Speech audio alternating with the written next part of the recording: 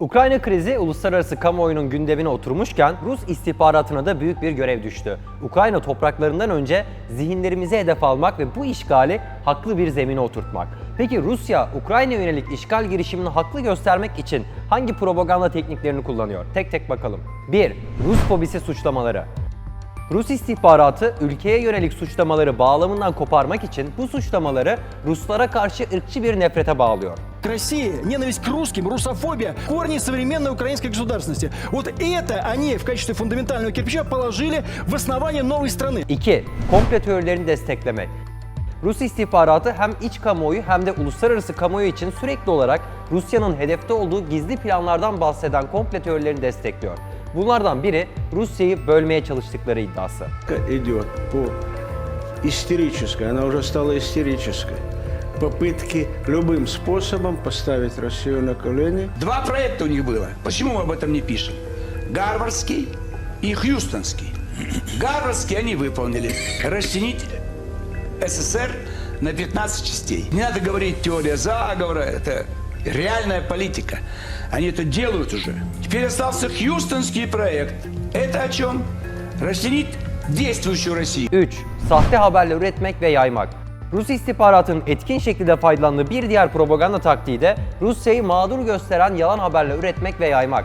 Bazen bu yalanlar tahmininizden de uçuk olabiliyor. В одном порядке пошло требование согреть солдатов АТО. Как? Кровь российских младенцев. 4. Tarihsel anlatıları manipüle etmek. Rusya özellikle işgal ettiği topraklarda meşruluk oluşturmak için tarihi manipüle ederek kendisini haklı çıkarmayı bir propaganda metodu olarak kullanıyor. Bunlardan biri Ukrayna'nın zaten Ruslar tarafından kurulduğu söylemi. Украинское государство как таковое было создано в Советском Союзе.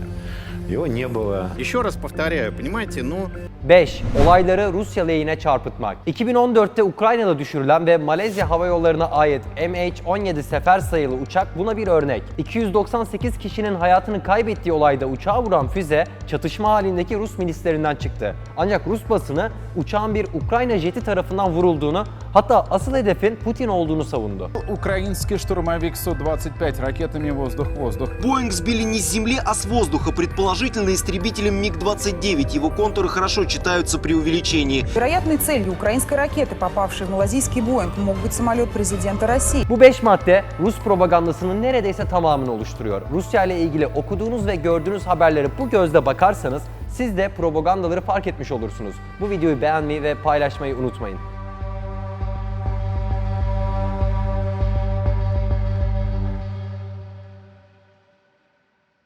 Ukrayna krizi uluslararası kamuoyunun gündemine oturmuşken Rus istihbaratına da büyük bir görev düştü. Ukrayna topraklarından önce zihinlerimizi hedef almak ve bu işgali haklı bir zemine oturtmak. Peki Rusya, Ukrayna yönelik işgal girişimini haklı göstermek için hangi propaganda tekniklerini kullanıyor? Tek tek bakalım.